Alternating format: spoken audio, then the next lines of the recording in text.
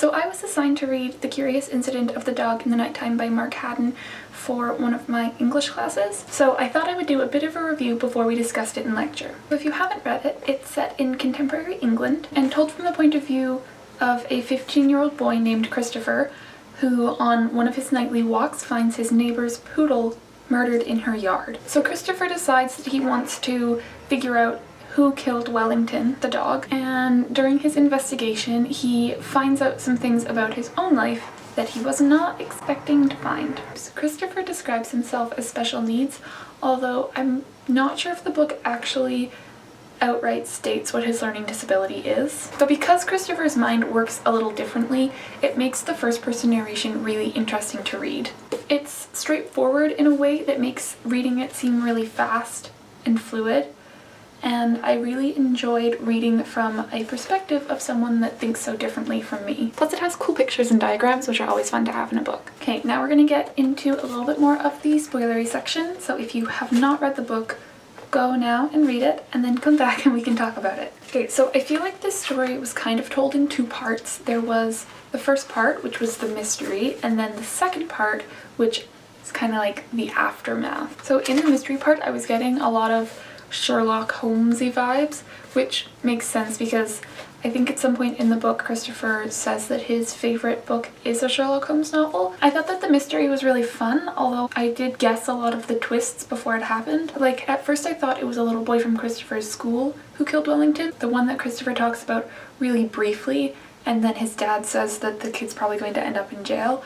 I thought that it was him, but then they didn't really mention him at all after that, so I gave up on him. But at about page 100, I realized that they would have had to have introduced the murderer at that point because that's the way that mystery novels work. So I went through all the characters and I figured that it was probably the dad that did it. I also guessed that his mom left with Mr. Shears. Just how shiesty his dad was acting seemed like his mom couldn't have actually been dead. I want to talk about his dad for a second. Christopher's dad was always described to be nice, except you never really saw it. Like, Christopher's dad got angry a lot in the book, which was one of the reasons that made me think that he was probably the dog killer. And then of course there is the aftermath where Christopher's dad tells Christopher that he killed Wellington.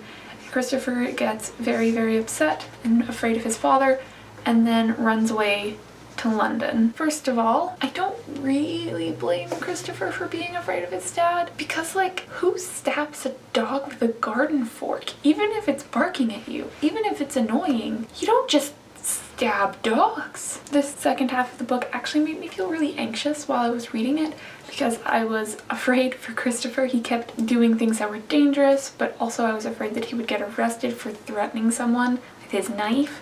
And also I was afraid that he would get caught by his dad. I mean, I didn't think his dad would hurt him, but also, I don't know, just the way that Christopher was so scared of him, it kind of made me feel a little bit afraid of him too.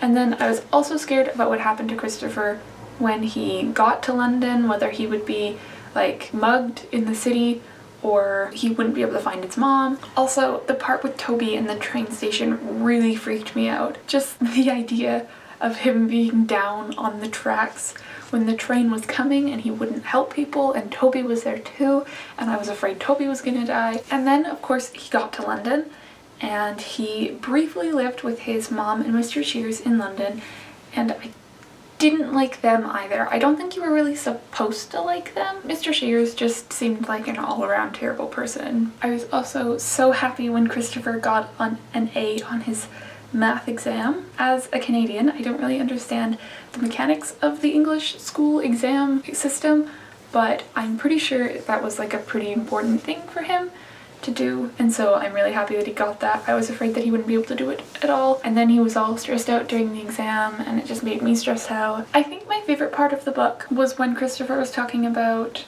the Orion constellation and how even though the stars were real, the meaning of it was constructed by humans, because the meaning of everything we have is constructed by us. It's always really interesting to be reminded that we assign things meaning. They don't have that inherently. Anyways, that was my review of The Curious Incident of the Dog in the Nighttime by Mark Haddon. I would definitely recommend it, although if you haven't read it yet, you shouldn't be watching to this point anyways. So what are you doing? Christopher defines himself Christopher defines some describe